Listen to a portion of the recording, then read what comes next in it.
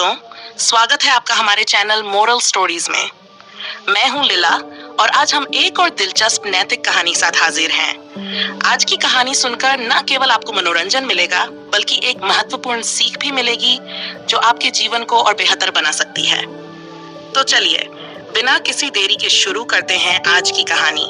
Kite Runner by Khaled Hosseini का विस्तृत सारांश। पृष्ठभूमि: द काइट रनर एक अफगानी अमेरिकी लेखक खालिद हुसैनी का पहला उपन्यास है जो 2003 में प्रकाशित हुआ था।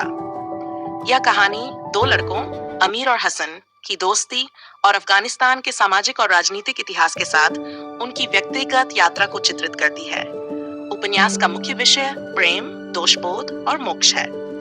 कहानी की शुरुआत कहानी 1970s के दशक के काबुल, अफगानिस्तान में शुरू होती है। अमीर एक धनी पश्तून लड़के और हसन एक हजारा नौकर के बेटे और अमीर का सबसे अच्छा दोस्त की कहानी है। हसन और उसके पिता अली, अमीर और उसके पिता बाबा के घर में काम करते हैं। अमीर और हसन की दोस्ती गहरी होती है, लेकिन अफगान समाज में जातिगत भेदभाव के कारण यह संबंध जटिल हो जाता है। हसन एक उत्कृष्ट पतंग उड़ाने वाला और पतंग पकड़ने वाला है और अमीर की प्रशंसा के लिए किसी भी हद तक जा सकता है। पतंगबाजी प्रतियोगिता कहानी का एक महत्वपूर्ण मोड़ तब आता है जब अमीर एक पतंगबाजी प्रतियोगिता जीतता है। हसन अमीर के लिए प्रतियोगिता में कटे हुए पतंग को पकड़ता है, लेकिन उसे स्थानीय गुंडे असैफ और उसके दोस्तों द्वारा हिंसक तरीके से बलात्कार का सामना करना पड़ता है। अमीर छिपकर ये सब देखता है, लेकिन डर और शर्म के कारण कुछ नहीं करता। ये घटना अमीर और हसन के जीवन को हमेशा के लिए बदल देती है। अमीर का दोषबोध और हसन का जाना। अमीर इस घटना के बाद गहरे दोषबोध का अनुभव करता है और हसन के साथ अपने संबंध को बिगाड़ने के लिए उसे तरह तरह के तरीके अपनाता है। अंततः वह हसन पर चोरी का झूठा आरोप लगाता है, जिससे हसन और उसके पिता अली घर छोड़कर चले जाते हैं। बाबा अमीर के इस कृत्य से दुखी होते हैं, लेकिन वे कुछ नहीं कर पाते। अमेरिका की यात्रा। कुछ साल बाद सोवियत संघ के अफगानिस्तान पर आक्रमण के बाद अमीर और बाबा अमेरिका में शरण लेने के लिए भाग जाते हैं।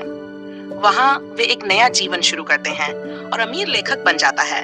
बाबा का स्वास्थ्य खराब हो जाता है और उनकी मृत्यु हो जाती है। अमीर की शादी सोरिया नामक एक अफगानी लड़की से होती है।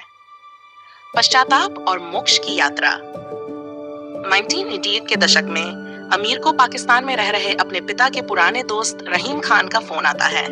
रहीम खान अमीर को काबुल बुलाता है और बताता है कि हसन और उसकी पत्नी को तालिबान ने मार दिया है और उनका बेटा सोहराब एक अनाथालय में है। रहीम खान ये भी खुलासा करता है कि हसन वास्तव में अमीर का सौतेला भाई था। सोहराब का बचाव। अमीर अपने दोषबोध और पापों का प्रायश्चित करने के लिए काबुल लौटता है और सोहराब को तालिबान के चंगुल से बचाने का प्रयास करता है। वह असैफ से मिलता है, जो अब तालिबान का एक प्रमुख सदस्य है, और एक हिंसक संघर्ष के बाद सोहराब को बचा लेता है। अमेरिका लौटना। अमीर सोहराब को अमेरिका लाता है और उसे अपनाने की कोशिश करता है, लेकिन सोहराब ने अपने माता पिता की हत्या और तालिबान के अत्याचारों के कारण गहरे आहत का सामना किया है। अमीर और सोरिया धीरे धीरे सोहराब को प्यार और सुरक्षा का एहसास दिलाते हैं।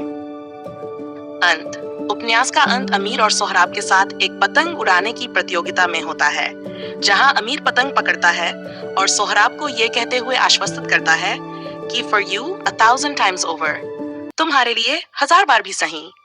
ये वाक्यांश हसन के अमीर के प्रति निस्वार्थ प्रेम और समर्पण को दर्शाता है। मुख्य विषय प्रायश्चित और मोक्ष। अमीर की यात्रा आत्मजान, दोषबोध और मोक्ष की ओर है। दोस्ती और वफादारी। अमीर और हसन की जटिल दोस्ती और उनके बीच की वफादारी। सामाजिक और जातिगत भेदभाव। अफगानिस्तान के समाज में जातिगत भेदभाव और इसके प्रभाव। पारिवारिक संबंध, पिता पुत्र के संबंध और उनके प्रभाव। द काइट रनर एक शक्तिशाली और भावनात्मक कहानी है जो पाठकों को आत्मजान, प्रेम और प्रायश्चित के गहरे अर्थों पर विचार करने के लिए प्रेरित करती है। खालिद हुसैनी की लेखनी और पात्रों की गहराई ने इस उपन्यास को एक यादगार और प्रभावशाली कृति बना दिया है। दोस्तों, ये थी आज की कहानी। आशा है कि आपको ये कहानी पसंद आई होगी और इससे आपने कुछ नया सीखा होगा। याद रखें, हर कहानी हमें एक महत्वपूर्ण संदेश देती है जो हमारे जीवन को बेहतर बना सकती है। अगर आपको हमारी ये कहानी पसंद आई हो तो कृपया हमारे चैनल को लाइक, शेयर और सब्सक्राइब करना न भूलें। नीचे कमेंट बॉक्स में हमें बताएं कि आपको ये कहानी कैसी लगी और आप किस तरह की कहानियां सुनना पसंद करेंगे। धन्यवाद दोस्तों, फिर मिलेंगे एक नई और प्रेरणादायक कहानी के साथ। तब तक के लिए खुश रहिए, स्वस्थ रहिए और दूसरों की मदद करते रहिए। अलविदा।